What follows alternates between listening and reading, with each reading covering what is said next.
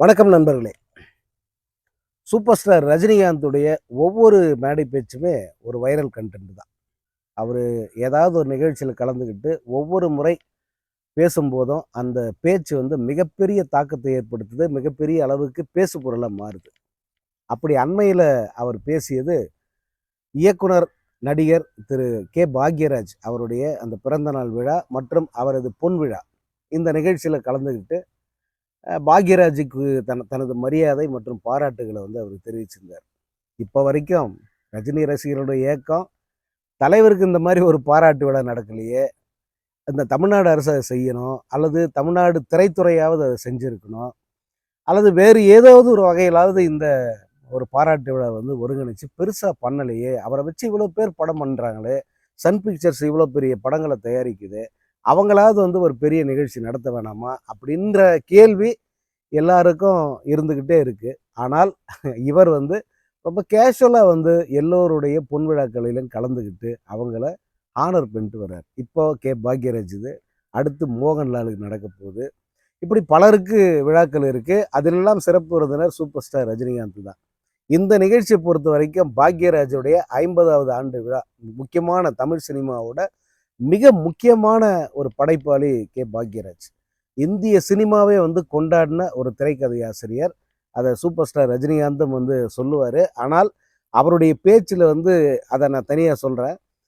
அந்த பாக்யராஜுக்கு பிறந்த நாளும் பொன் விழாவும் ஒரே நாளில் கொண்டாடலாம் அப்படின்னு முடிவு பண்ணுறாங்க பாக்யராஜோட மனைவி பூர்ணிமா அவர்கள். அப்படி அவங்க சொல்லும்போது தனக்கு இப்படி ஒரு விழா வேண்டாம் அப்படின்னு தான் பாக்யராஜ் சொல்லியிருக்காரு. காரணம் என்னென்னா, அந்த விழா நடத்தினா பெரிய அளவுக்கு அது ரீச் ஆகணும், பெரிய அளவுக்கு கவனிக்கப்படணும். அப்படி கவனிக்கப்படணும்னா அதுக்குரிய பிரமுகர்கள் வரணும். அவர் பூர்ணிமா கிட்ட சொன்னது என்னென்னா, இந்த விழாவுக்கு சூப்பர் ஸ்டார் ரஜினிகாந்த் வந்தாருனாக்கா நான் வரேன், இந்த விழாவை நடத்தலாம், இல்லைன்னா வேண்டாம் அப்படின்னு சொல்லியிருக்காரு. அது புரிஞ்சிக்கிற விஷயம்தான். ஏன்னா ரஜினி வந்தாருன்னா அந்த விழா உலகமே கவனிக்கிற ஒரு விழாவாக மாறும். அவரது பேச்சு ஒரு வகையில் பெரிய அளவுக்கு வைரலாக மாறும், எல்லார் மத்தியிலையும் போய் சேரும். அவருடைய பெருமையும் எல்லார்கிட்டையும் போய் சேரும். பாக்யராஜை பற்றி, அவருடைய பெருமையை பற்றி அவரே சொல்ல முடியாது, அதை யார் வேணா சொல்லலாம். ஆனால் ரஜினி சொன்னார்னாக்கா அது போய் சேருகிற விதம் இருக்கே, அது வேற.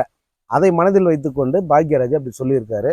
உடனடியாக பூர்ணிமா ரஜினியை தொடர்பு கொண்டு இந்த மாதிரி அவர் சொல்கிறாருங்க, நீங்கள் கொஞ்சம் வர முடியுமா அப்படின்னு கேட்டபோது ரஜினி உடனடியாக நான் கண்டிப்பாக வரேன் அப்படின்னு சொல்லியிருக்காரு. அப்படித்தான் அவர் இந்த விழாவில் கலந்துக்கிட்டார். அதில் இது ஒரு சின்ன ஃப்ளாஷ்பேக் இருக்குது. இதில் பாக்யராஜ் வேட்டி மடிச்சுக்கட்டுன்னு ஒரு படம் பண்ணார். அதில் பெரிய நஷ்டம் அவருக்கு. அவருடைய விளைவாக அவரது ஒரு பெரிய பங்களா, நுங்கம்பாக்கத்தில் ஒரு பங்களாவே விற்க வேண்டிய ஒரு சூழல் வந்துருச்சு. அப்படியெல்லாம் சிரமத்துக்கு உள்ளாகிட்டார்.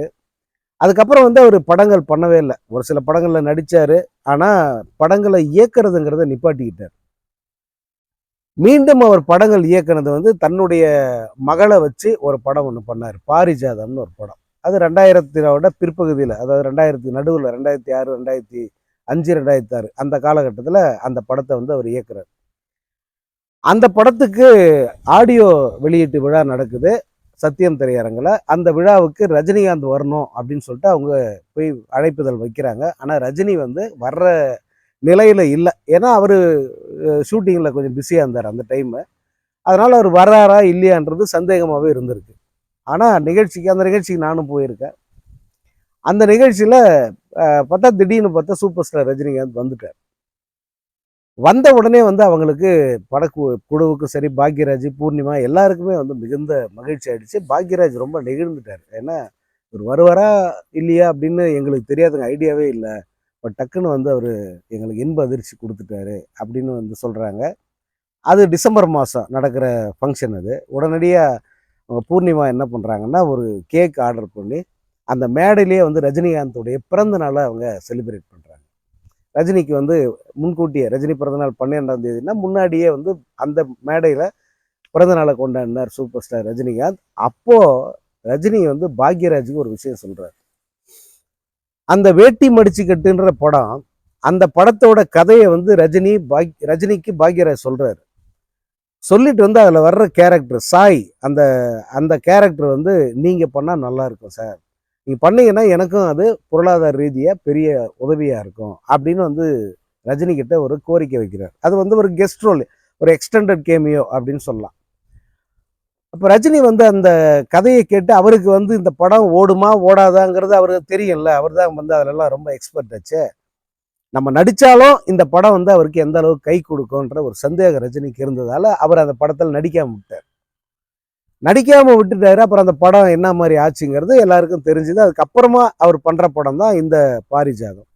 அதை வந்து மேடையில் ரஜினி வந்து சொல்லிட்டு சொல்கிறாரு, நான் வந்து பாக்யராஜுக்கு ஏதோ ஒரு வகையில் நான் கஷ்டத்தை கொடுத்துட்டேன் அப்படின்னு நான் நினச்சேன். ஏன்னா அந்த படத்தில் ஒருவேளை நான் நடிச்சிருந்தா படம் ஓடுறது ஓடாது ரெண்டாம் பட்சம் அட்லீஸ்ட் பிஸ்னஸில் வந்து அவருக்கு அது கை கொடுத்துருக்கோம். நான் வந்து அதை பண்ணாமல் விட்டுட்டேன். எனக்கு அந்த குற்ற உணர்ச்சி வந்து இருந்துக்கிட்டே இருந்தது. சரி, அட்லீஸ்ட் இந்த படம், அடுத்த படம் இது வேட்டி மடிச்சுக்கிட்டுக்கு அடுத்த படம், ஆனால் கேப்பு. இந்த படத்தோட ஆடியோ லான்ச்சுக்காவது நம்ம போவோம். நம்ம போகிறது வந்து அவருக்கு அந்த படத்துக்கான பெரிய விளம்பரமாக வந்து இருக்கும். பாக்யராஜுக்கு அவருடைய பிஸ்னஸுக்கு வந்து அது உதவும் அப்படின்னு நினச்சி தான் நான் இந்த நிகழ்ச்சிக்கு வந்தேன் அப்படின்னு சொல்லிட்டு அவர் அந்த இதை வந்து சொல்லுவார் அந்த மேடையில். அது இப்போ கூட இணையத்தில் இருக்கும், தேடினீங்கன்னா கிடைக்கும். இப்போ இந்த நிகழ்ச்சிக்கு வருவோம். இந்த நிகழ்ச்சிக்கு ஏன் வந்தார் அப்படின்ற அதுக்கும் ஒரு காரணத்தை ரஜினி வந்து இங்கே சொல்கிறார். எப்பவுமே ரஜினியோட மேடை பேச்சுங்கிறது அத்தனை இயல்பாக இருக்கும், ஸ்ட்ரெயிட் ஃப்ரம் த ஹார்ட். அதான் ரஜினி மேடை பேச்சின் வெற்றியின் ரகசியம். மற்ற அப்படியே இலக்கியவாதிகள், அப்படியே தூய தமிழில் புலந்து கட்டுற பேச்சாளர்கள், பட்டிமன்ற பேச்சாளர்கள் இவ்வளோ பேர் இருக்காங்க. அவங்களுக்கெல்லாம் கிடைக்காத முக்கியத்துவம் இந்த தமிழ்நாட்டில் எந்த மேடையாக இருந்தாலும் ரஜினிகாந்த் மேடை ஏறி பேசிட்டாருன்னா அதுக்கப்புறம் வந்து வேறு எந்த பேச்சாளர்களின் பேச்சும் எடுபடாது. நான் உண்மையாகவே சொல்கிறேன், வேறு எந்த பேச்சாளர்களின் பேச்சும் எடுபடாது. அந்த அளவுக்கு வந்து நேர்மையான பேச்சு, மனதில் இருப்பதை அப்படியே எந்த விதமான ஒளிவு மறைவு இல்லாமல் பேசக்கூடிய ஒரே மனிதர் யாருன்னா அது ரஜினிகாந்த் மட்டும்தான். நீங்கள் இந்த மேடையிலையும் வந்து அந்த பேச்சை நீங்கள் கேட்டிருப்பீங்க, இணையத்தில் வைரலாக ஓடிக்கிட்டு இருக்கு இப்போ. அதில் வந்து பாக்யராஜை பற்றி புகழ்ந்து பேசுகிறாரு. அவருடைய படங்கள் 3 ராஜாக்கள் வந்து 70களில் இந்த திரையுலகுக்கு வந்தாங்க. இளையராஜா, பாரதி ராஜா, பாக்யராஜா. அதாவது அதான் சொல்கிறேன், ரஜினி வந்து அவரை மாதிரி கான்ஷியஸ் அண்டு காஷியஸ், எச்சரிக்கை உணர்வு, அதே நேரத்தில் தொடர்ந்து வந்து ஒரு தீவிரமான ஒரு ஒரு ஒரு கவனமாகவும் எச்சரிக்கை உணர்வோடும் பேசுறது தான் மேடை பேச்சில் ரொம்ப முக்கியம். இந்த மேடையிலும் பாருங்க, வாய்க்கு வந்த மாதிரி வந்து பாரதி ராஜா, பாக்யராஜ், இளையராஜா அப்படி அவர் சொல்லிட்டு போகலாம். யாரும் ஒன்றும் பெருசாக தப்பாக எடுத்துக்க மாட்டாங்க. ஆனால் யார் எப்படி வரிசையாக எப்படி அறிமுகமாகறாங்கன்னா, தமிழ் சினிமாவுக்கு முதல்ல அறிமுகம் இளையராஜா, இரண்டாவது அறிமுகம் பாரதி ராஜா, அதற்கடுத்து தான் பாக்யராஜ். இதை கரெக்டாக சொல்கிறார் அவர், அந்த வரிசை மாறாமல் சொல்கிறார். இந்த 3 ராஜாக்கள் அறிமுகமானாங்க, இப்போ வரைக்கும் அந்த ராஜாக்கள் தான் ஆள்றாங்க, அவங்க கூடி தான் பறக்குது. என்ன ஒரு அழகான பேச்சு பாருங்க. அப்படி பேசினவர் பாக்யராஜோட திறமையை பற்றி சொல்லும்போது, இந்தியாவின் திரைக்கதை ஆசிரியர்களில் மன்னன் அப்படின்னா பாக்யராஜ்னு சொல்லல அவர் எடுத்த உடனே. சலீம் ஜாவேத்தை சொல்லுவாங்க. சலீம் ஜாவேத்துங்கிறது இந்தியில பிரபலமான திரைக்கதை ஆசிரியர் அவர். இந்த சலீம் ஜாவேத்துக்கு அடுத்தது அல்லது அவருக்கு இணையாக பாக்யராஜ சொல்லுவாங்க. ஏன்னா புகழலாம், பாராட்டலாம், ஆனால் பொய் சொல்லக்கூடாது இல்லை. என்ன உண்மையோ அந்த உண்மையை வந்து அவ்வளோ அழகா ரஜினி வந்து அந்த இடத்துல சொல்லியிருப்பார். அதுக்கப்புறமா ஏன் இந்த மேடைக்கு நான் வந்தேன், இந்த விழாவுக்கு ஏன் நான் வந்தேன்னா, இந்த மாதிரி பூர்ணிமா கூப்பிட்டு இந்த மாதிரி சொல்கிறாரு, நீங்கள் வந்தால் விழா வச்சுக்கலாம், இல்லைனா வேணான்னு சொல்கிறாரு அப்படின்னு சொல்லும்போது நான் நிச்சயமாக வரேன்னு சொன்னேன். ஏன் வரேன்னு சொன்னேன்னா, பாக்யராஜ் வந்து என்னை காப்பாற்றியிருக்கார். மிக நெருக்கடியான நேரத்தில் வந்து பாக்யராஜ் என்னை வந்து பாதுகாப்பாக என் வீட்டுக்கு என்ன அனுப்பி வச்சிருக்கார் அப்படின்ட்டு அந்த சம்பவத்தை சொல்கிறார். அந்த சம்பவம் நடந்தது 1995. அப்போ தமிழ்நாட்டின் முதலமைச்சர் வந்து ஜெயலலிதா அவர்கள். நடிகர் தலைவர் சிவாஜி கணேசனுக்கு பிரெஞ்சு அரசு செவாலிய விருது வழங்கியிருக்கு. அந்த விருது வழங்கியதற்காக வந்து இங்கே சென்னையில் ஒரு பாராட்டு விழா, அது வந்து சேப்பாக்கம் ஸ்டேடியத்தில் மிக பிரம்மாண்டமான முறையில் ஏற்பாடு பண்ணியிருக்காங்க. முதல்வர் கலந்துக்கிறாங்க, சிவாஜி கணேசன் வராரு, ஒட்டுமொத்த திரையுலகமும் கலந்துக்குது, ரஜினிகாந்த் கலந்துக்கிறாரு. அந்த நிகழ்ச்சியில் ரஜினிக்கு பேசுவதற்கான வாய்ப்பு தரப்படுகிறது. அவருக்கு நன்றியுரை தெரிவிப்பதற்கு தான் வாய்ப்பு. இதை பற்றி பலமுறை பேசியிருப்பாங்க. பல வீடியோக்கள் இருக்குது. ஏவிஎம் சரவணன் சார் பேசுகிற வீடியோ கூட இருக்கும். அந்த நிகழ்ச்சியில் ரஜினிகாந்துக்கு வழங்கப்பட்டது நன்றியுரை தெரிவிக்கணும்ட்டு. ஆனால் இவர் என்ன பண்ணுறாருன்னா, இந்த நன்றியுரை தெரிவிக்கும் போது என்னென்ன பேசணும்னு எழுதியிருப்பாங்க. யார் யார் பேர் சொல்லணும், குறிப்பிடணும்னு சொல்லி இருக்கு. அந்த வரிசைப்படி படித்து நன்றியுரை தெரிவிக்கணும். ஆனால் ரஜினி எடுத்த எடுப்புலி, அதாவது இந்த விழாவுக்கு வந்திருக்கிற அப்படின்னு சொல்லிட்டு ஆரம்பிக்கிறாங்களா, அப்படி ஆரம்பிக்கும் போதே அந்த பேப்பரை மடித்து பாக்கெட்டில் வச்சுக்கிட்டார். ஆக அந்த பேப்பரில் இருக்கிற எதையும் இவர் பேச போகிறதில்ல அப்படின்னு அர்த்தம். அப்போ பேசினார் பாருங்க, அது ஒரு பட்டாசு, ஒரு அணுகுண்டுன்னு வச்சுக்கலாம். அந்த அன்னைக்கு ஜெயலலிதாவை பார்த்தாலே திரையுலகம் வந்து எந்திரிச்சு நிற்கும், தொண்டை நடுங்கும். ஜெயலலிதா அப்படின்னாலே பேச வாயை திறக்க மாட்டாங்க. அப்படி ஒரு ஒரு சர்வாதிகாரம்னா அதோட உச்சத்துல போச்சு. தமிழ்நாடு பார்க்காத ஒரு சர்வாதிகாரம் அது. அப்படிப்பட்ட ஜெயலலிதாவை நேருக்கு நேரா விரல் சுடுக்கி நீங்க பண்றது தப்பு, உங்களை திருத்திக்கங்க அப்படின்னு யாராவது சொன்னா எப்படி இருக்கும்? ரஜினி அதை சொல்றாரு. எதனாலன்னா, மக்கள் குடும்பப்படுத்துறாங்க, போக்குவரத்து நிப்பாட்டுறாங்க, ஒரு மூத்த நடிகர் சிவாஜி வந்தா அவருக்கு மரியாதை தர மாட்டேன்றாங்க, பிலிம் சிட்டி பேரை மாத்துறாங்க, எல்லாத்துக்குமே அவங்க பேரை சூட்டிக்கிறாங்க. இப்படி எதிலுமே வந்து சர்வாதிகாரத்தோட நடக்கிறது ஆபத்துக்கு, அழிவுக்கு தான் வழிவகுக்கும். இதை உங்களை திருத்திக்கங்க அப்படின்னு ரஜினி சொல்ல சொல்ல ஜெயலலிதா முகம் செவந்து போச்சு. நாங்கள் பத்திரிகைக்காரன், அப்போ மாலை முரசு போட்டு ஒரு பத்திரிகைக்காரனா முன் வரிசையில் உட்காந்து இதை பார்த்துக்கிட்டு இருக்கோம். எல்லாருமே அதாவது கேட்டுக்கிட்டு இருக்கிற பத்திரிகைக்காரன் நடுங்கிறான். அடியோ அடுத்து என்ன ஆகுமோ, இந்த அம்மா என்ன பேசுமோ, எப்படி ரியாக்ட் பண்ணுவாங்களோ, இப்படி நடுங்கிறாங்க. ஆனா இவர் வந்து பேசிட்டாரு. பேசி முடிச்ச உடனே அது வரைக்கும் இருந்த நிலை வேற. அங்க எல்லாருக்குமே வந்து அப்படியே மயான அமைதிவாங்கள அப்படி ஆயிட்டாங்க. அந்த நிகழ்ச்சியை ரஜினி இந்த பாக்யராஜ் நிகழ்வுல பேசிட்டு, நான் இப்படி பேசி முடிச்சுட்டேன், முடிச்ச பிறகு எல்லாரும் அவங்க பஸ்ல ஏறி போயிட்டாங்க. நான் என்ன வந்து ஒரு கூட்டம் வந்து இழுத்துக்கிட்டு போகுது, ஒரு பக்கம் இந்த பக்கம் வாணுது, இன்னொருத்தர் இந்த பக்கம் வாண்டுறான், அடிக்கிறான், கீழ்றான், கை கொடுக்குறான், தலையில வந்து கல்லை எடுத்து போடுறான். இவ்வளவு பெரிய தொந்தரவு இருந்தும் கூட நான் வந்து என்ன பண்றது அப்படின்னு தெரியாம வந்து நான் மக்களோடய வந்து நடந்துகிட்டு இருந்தேன். அப்போது பாக்யராஜ் தான் ஓடி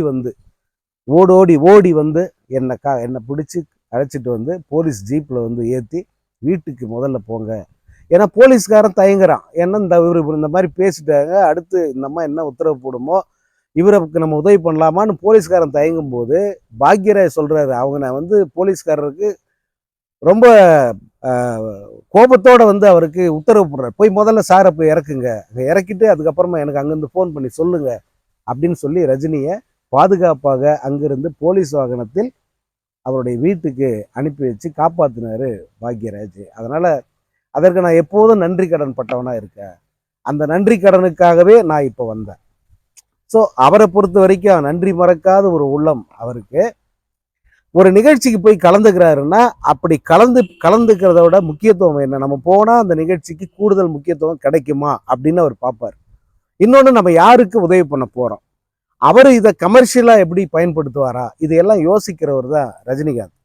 இந்த நிகழ்ச்சிக்கு வந்ததுக்கு இது மட்டும் காரணம் இல்லை, இதை அவர் சொல்றாரு இந்த காரணம்ட்டு. ஆனால் அவர் வந்து இந்த நிகழ்ச்சியால் பாக்யராஜுக்கு ஏதாவது பலன் இருக்கா அப்படிங்கிறத பார்த்துட்டு தான் அந்த நிகழ்ச்சிக்கு வர்றாரு. ஏன்னா ஒரு ஸ்பான்சர்டு ப்ரோக்ராமாக நடத்தியிருக்காங்க. அதனால் வந்து அவருக்கு பாக்யராஜ் கணிசமாக ஒரு தொகை கொடுத்துருக்காங்க. காரணம், இவர் மிகப்பெரிய வெற்றிகளை பார்த்தவர் பாக்யராஜ். தொடர்ச்சியாக 7 சில்வர் ஜூப்ளி படங்கள், நீங்கள் இன்னைக்கெல்லாம் வந்து சொன்னால் அதை யாரும் நம்பவே மாட்டாங்க.